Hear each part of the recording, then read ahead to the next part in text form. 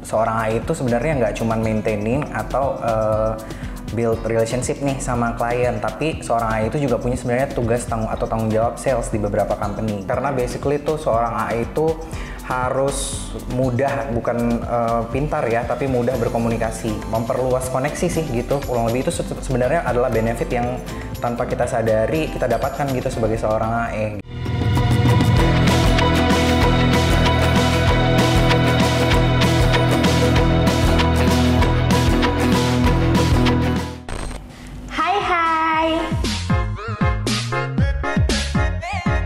Ih, bercanda mulu. Nah, di konten kali ini aku mau bahas tuh dukanya pekerjaan AE. Kan di konten sebelumnya kita udah bahas sukanya nih, suka-sukanya, seneng-senengnya. Di sini aku mau bahas tentang dukanya pekerjaan account eksekutif tuh apa sih? Pastinya banyak tantangan dong. Banyak dong, semua kerjaan banyak.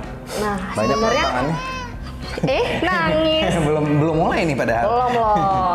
Nah, sebenarnya apa aja sih tantangan yang pernah Mas Yohanes alami nih selama bekerja sebagai AE?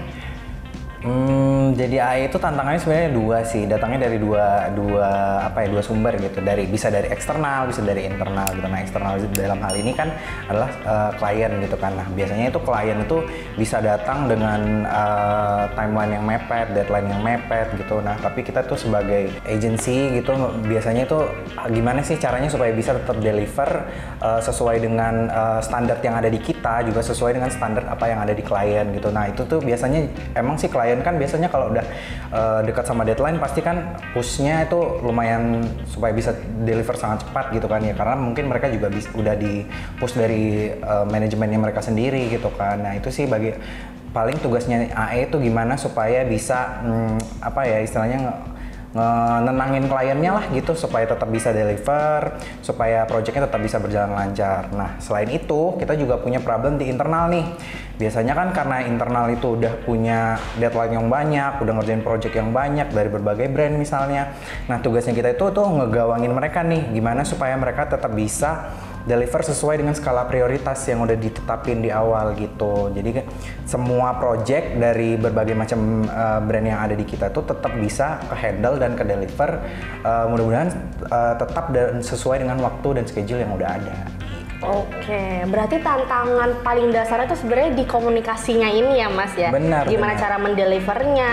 Nah, aku tuh pengen tahu sebenarnya seberapa penting sih komunikasi ini nih? Kayak yang aku bilang tadi di konten sebelumnya mungkin ya, kalau misalnya di pekerjaan sebagai seorang AI, komunikasi menurut aku adalah yang nomor satu. Karena waktu kita menyampaikan deadline, menyampaikan brief kepada internal, itu juga kita harus kan berdasarkan komunikasi. Gimana caranya kita mengkomunikasikan dengan baik, supaya dari sisi internal juga bisa ngedeliver gitu, nggak ngedumel gitu ngerjainnya, jadi tetap bisa ngerjainnya sesuai dengan standar yang udah mereka biasa kerjakan gitu.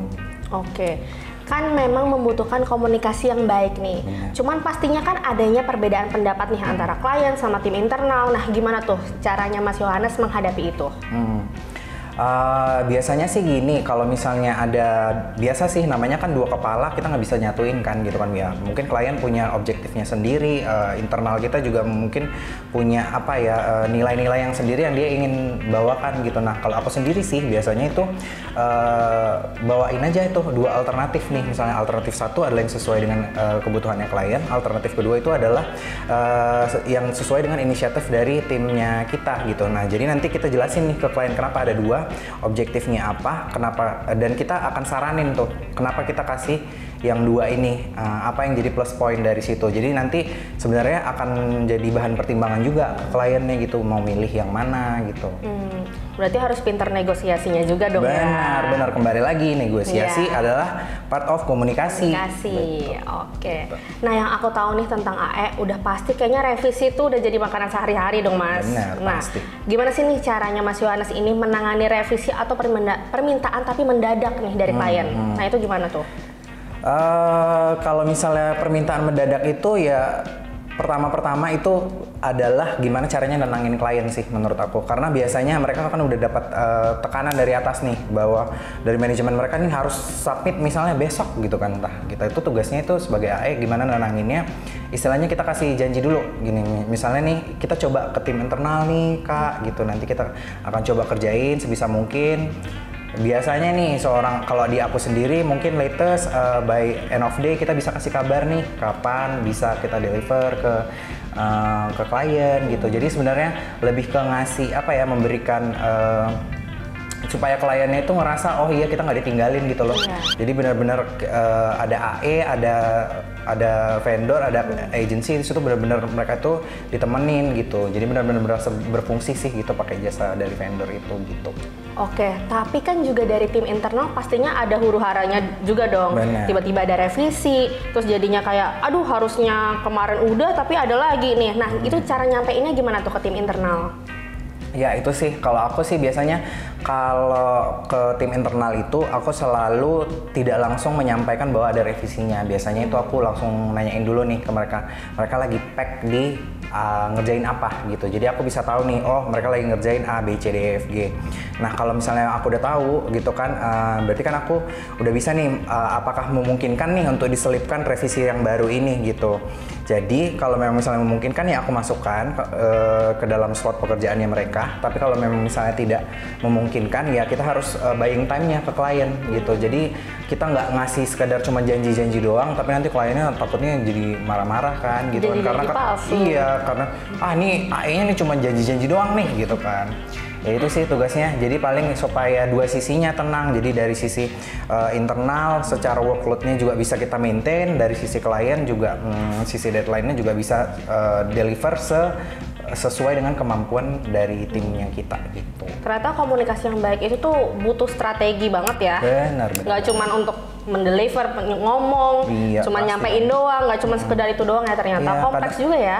Kadang kan karena seorang orang mungkin berpikir kan kerjaan seorang AE gitu, maintaining relationship, ya udah berarti tugasnya cuman ya udah ngobrol cuap nanya kabar sama klien gimana gitu kan. Tapi sebenarnya setelah dijalanin itu tuh lebih kompleks daripada itu, karena kan kita kayak bisa harus tahu nih kliennya lagi sibuk apa, campaignnya mereka misalnya lagi jalanin apa gitu. Jadi kita bisa nemuin kayak spot-spot yang bisa kita masukin nih di sini. Celahnya gitu kan. Oh ini lagi ada celah di sini deh, ya udah deh. Jadi kayak aku sih kebanyakan itu dengan klien-klien yang ada saat ini tuh bisa maintain relationship-nya bukan sekedar cuma di pekerjaan doang gitu. Jadi kayak bisa akrab di luar pekerjaan. Ternyata butuh relasi juga ya, penting juga ya. Dari situ jadinya ada relasi juga. Iya, makanya itu tugas utama seorang AE kan adalah build and maintain relationship. Oke. Nah aku pengen tahu nih Mas, di AE ini tuh apa aja sih yang ditanganin project atau campaign-nya? Kalau di apa yang pernah aku jalanin itu sebenarnya beragam-ragam ya. Mungkin garis besarnya itu ada 3, ada ATL, above the line, BTL, below the line, sama yang belakangan itu yang lagi hype itu adalah TTL namanya, through the line gitu. Nah kalau misalnya ATL itu biasanya media-media konvensional tuh, bisa televisi, media cetak, out of home misalnya kayak billboard dan sebagainya gitu.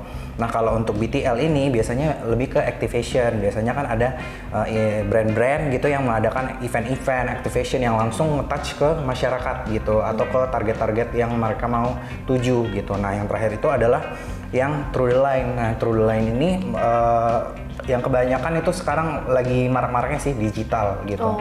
Nah jadi digital itu mencakup semua platform, semua lini digital sih gitu. Jadi kurang lebih sih biasanya project-project yang masuk ke kita yang pernah aku handle tuh di antara ketiga ini sih. Nah gimana sih ini Mas caranya sebagai AE nih menentukan timeline nih sebuah project?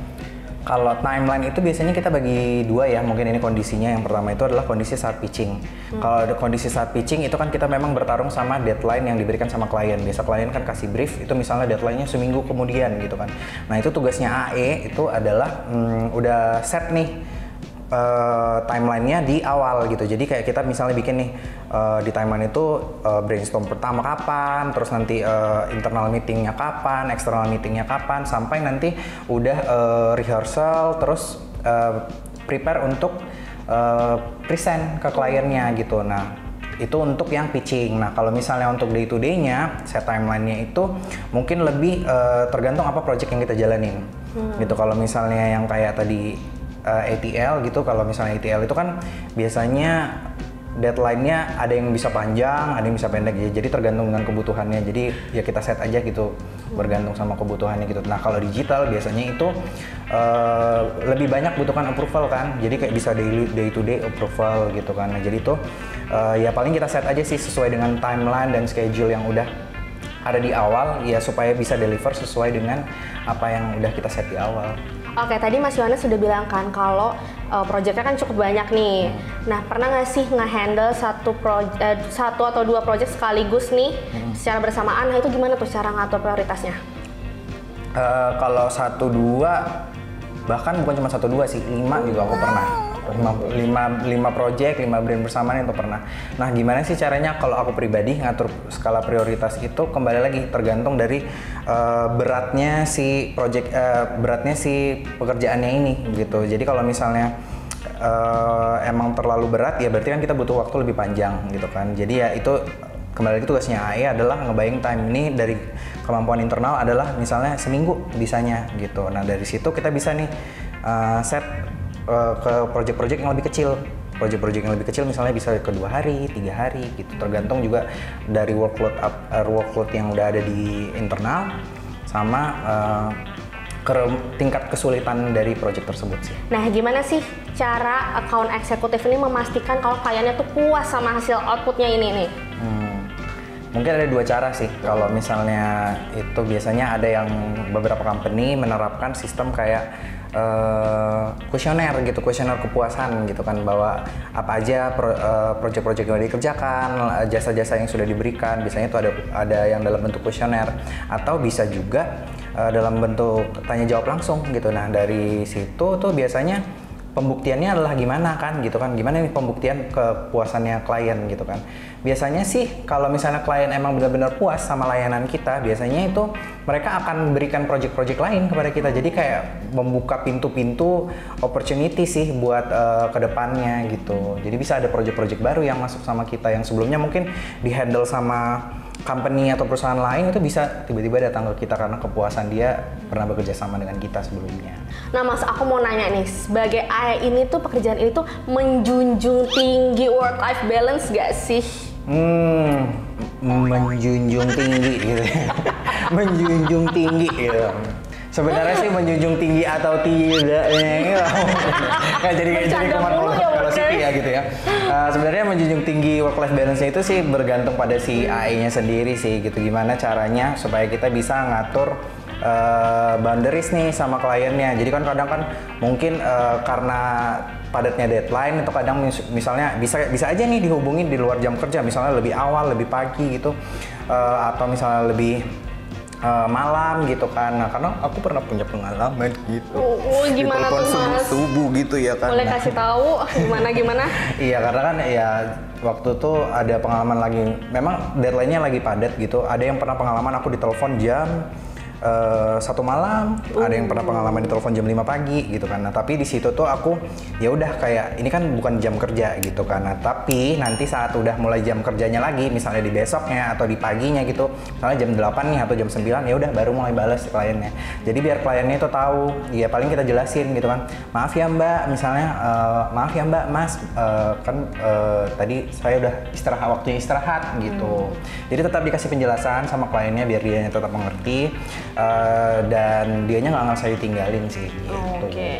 Nah, obrolan aku sama Mas Yohanes ternyata jadi AE itu tidak hanya sekedar ngobrol sama klien, tapi apa? Kita harus maintain relationship, kita harus bisa bikin schedule, kita harus bikin MOM, kita harus kita bisa gitu, palu gada gitu. Itulah kerjaan dari seorang AE gitu. Ternyata jadi AE itu banyak banget yang bisa dipelajarin ya Mas. Nah oke, aku mau nanya nih yang terakhir. Kata-kata hari ini Mas Yohanes. Singkat saja, maukah kamu menjadi AE? Makasih ya Mas Yohanes. Ya sama-sama. Oke, nah kalau kamu mau tahu seputar dunia kerja, kamu bisa follow Instagram @workerspedia, subscribe juga YouTube channel Workerspedia, dan juga cek website kita di workerspedia.id. Yuk, sat langsung dapat kerja di Workerspedia.